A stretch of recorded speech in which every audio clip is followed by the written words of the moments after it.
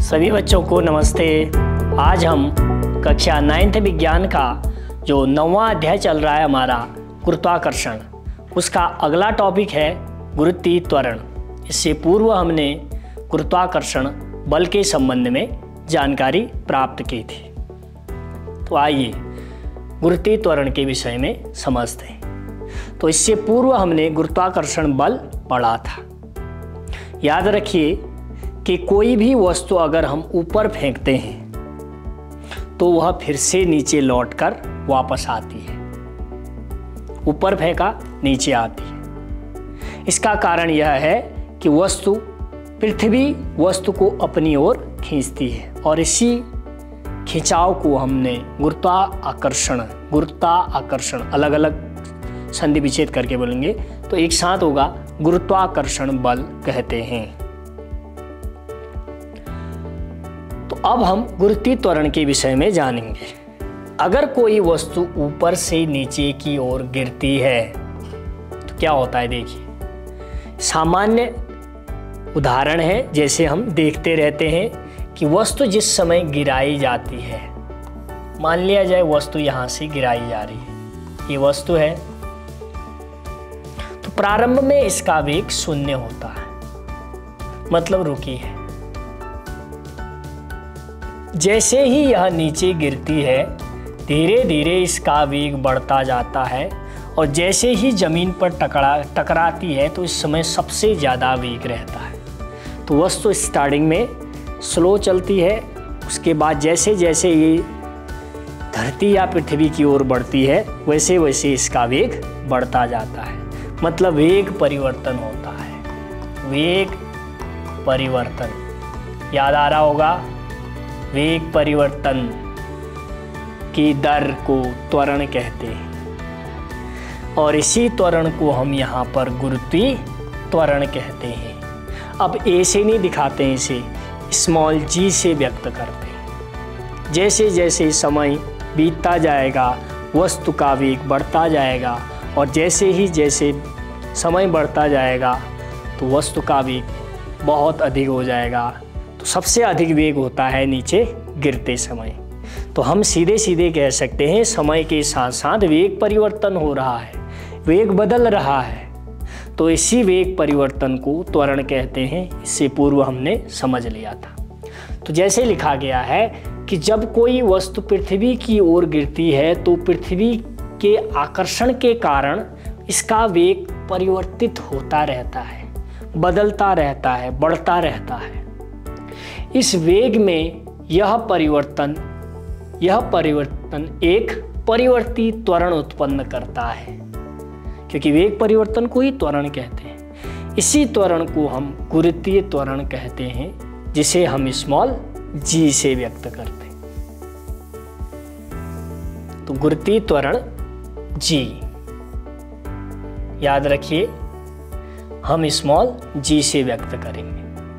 इसकी वैल्यू के बारे में भी जानेंगे कि इसका मान कितना होता है। जी गुरुत्वीय त्वरण है, इसका मान 9.8 मीटर प्रति सेकेंड स्क्वायर। देखो मात्रक वही रहेगा, मीटर प्रति सेकेंड स्क्वायर। इसको त्वरण ही कहेंगे। हाँ, बशर्ते इसको ए से ना दिखा के अभी हम जी से दिखाते हैं। जी फॉर ग्रेविटी से है तो इसीलिए इस त्वरण को हम स्मॉल जी से दिखाते हैं। पृथ्वी तल पर इसका मान 9.8 होता है और इसी के कारण हर ग्रह में हर व्यक्ति का, हर वस्तु का भार भी अलग अलग होता है। इसे हम आगे समझेंगे। तो पृथ्वी के मध्य भाग में जी का मान 9.8 मीटर प्रति सेकेंड होता है। हाँ, अगर ऊपर जाएंगे या नीचे जाएंगे, उत्तरी ध्रुवों पर और निचले ध्रुवों पर जाने पर बदलता रहता है। तो इसकी वैल्यू हम आगे फाइंड करते हैं। नेक्स्ट जो टॉपिक है इसी पर है, गुरुत्वीय त्वरण जी का मान। देखिए ये पृथ्वी है, जैसे कि हमने कुछ चित्रों द्वारा दिखाया गया है। पृथ्वी का द्रव्यमान लगभग 6 × 10⁻24 kg है। बहुत एक बड़ा आंकिक मान है ये। पृथ्वी का द्रव्यमान 6 × 10⁻24। हमने एक सूत्र पढ़ा है, बल F बराबर गुरुत्वाकर्षण बल है G(m)m/d²।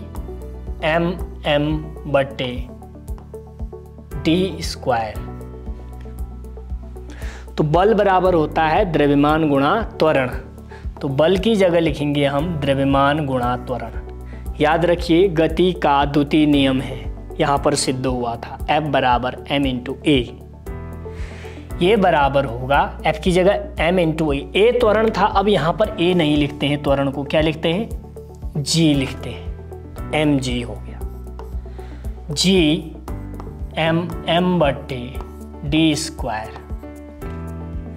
m से m गया तो ये सूत्र बन गया, बचाओ क्या बचा, G बराबर G(m/d²। G(m/d²। तो इस सूत्र को नोट कर लीजिएगा, ये है गुरुत्वीय त्वरण G का सूत्र। इसका मात्रक वही होगा, त्वरण का मात्रक मीटर पर सेकेंड स्क्वायर। तो ऐसे हम गुरुत्वीय त्वरण का मान ज्ञात करते हैं। तो इस सूत्र को आप याद कर लीजिएगा। अब हम बढ़ते हैं इसका मान। जैसे कि इससे पूर्व कहा था कि 9.8 होता है, तो वीडियो पॉज करके इसको आप सॉल्व कर लेंगे, हल कर लेंगे, उतार लेंगे। हम आगे बढ़,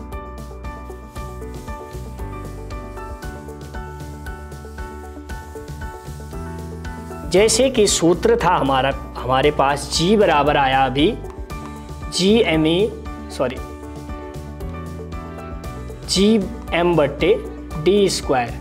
चलो पृथ्वी के लिए चलते हैं।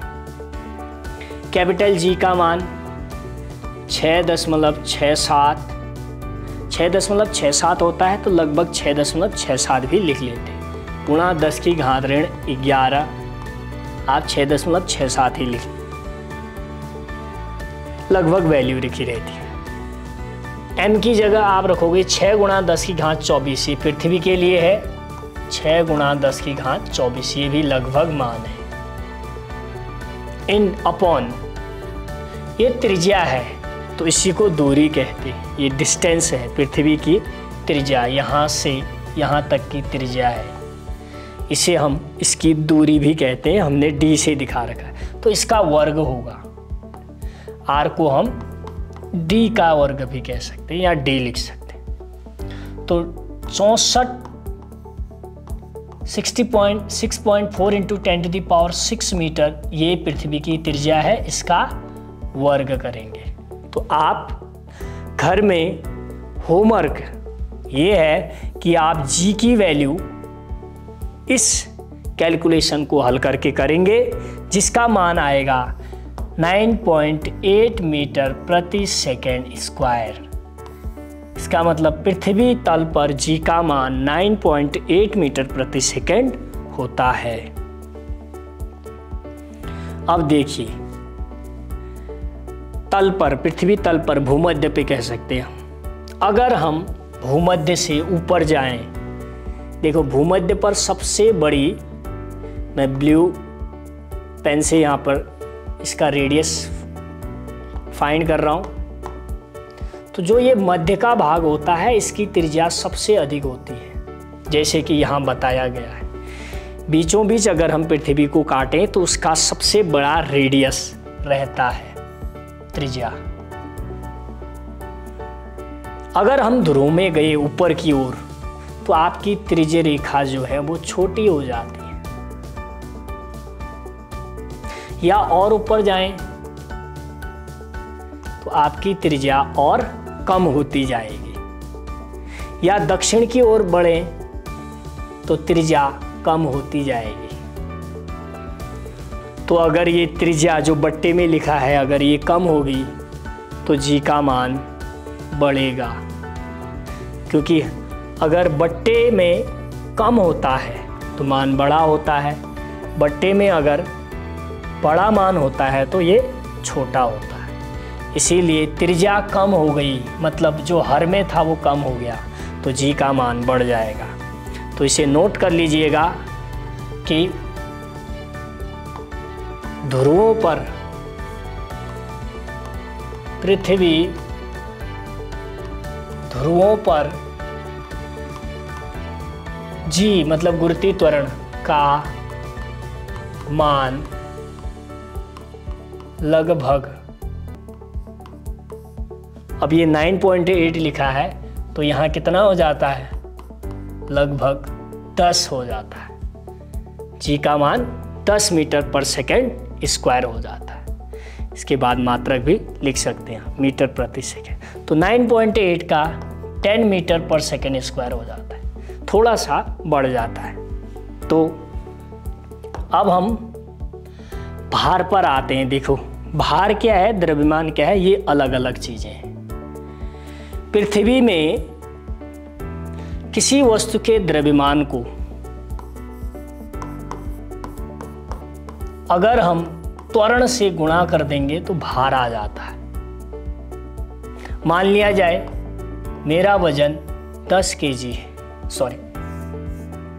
55 kg है, तो मेरा भार निकालना है तो मैं g से गुणा कर दूंगा। g का मान आता है 9.8 या लगभग 10 लिखते हैं, 9.8 भी लिख सकते हो, 10 लिखें तो मेरा जो भार होगा वो 550 न्यूटन होगा। इसका मतलब क्या हुआ कि मैं पृथ्वी को 550 न्यूटन के बल से दबा रहा हूं, इतने न्यूटन के बल से बल लगा रहा हूं, तो ये होता है भार। चंद्रमा में भार बहुत कम होता है क्योंकि चंद्रमा में जी का मान पृथ्वी की तुलना में 1/6 है, मतलब 6 गुना कम है।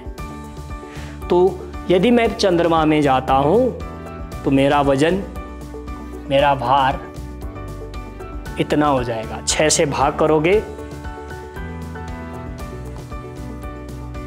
लगभग 91 पहुंच जाएगा। तो पृथ्वी में 150 था मेरा भार और चंद्रमा में 91 हो गया। तो जितना बड़ा ग्रह होगा वहाँ पर भार उतना ही ज़्यादा होगा, जितना छोटा होगा उस पर भार उतना ही कम होगा। तो यदि हम बृहस्पति में जाएं तो शायद मेरा जूता 50 kg से 60 kg हो जाए, क्योंकि बृहस्पति ग्रह बहुत बड़ा है। यदि मैं चंद्रमा में जाता हूँ तो मेरा भार 1/6 हो जाता है, मतलब 6 गुना घट जाएगा। तो ये भार की डेफिनेशन है कि किसी वस्तु पर पृथ्वी द्वारा लगाए गए आकर्षण बल को भार कहते हैं। तो मैंने बोला जैसे कि 550 न्यूटन के बल से मैं पृथ्वी को दबा रहा हूँ अभी, अगर मेरा वजन 50 है तो 9.8 भी रखेंगे तो लगभग 550 के आसपास ही रहता है। तो आगे मिलते हैं हम नेक्स्ट टॉपिक में, तब तक के लिए सभी बच्चों को धन्यवाद।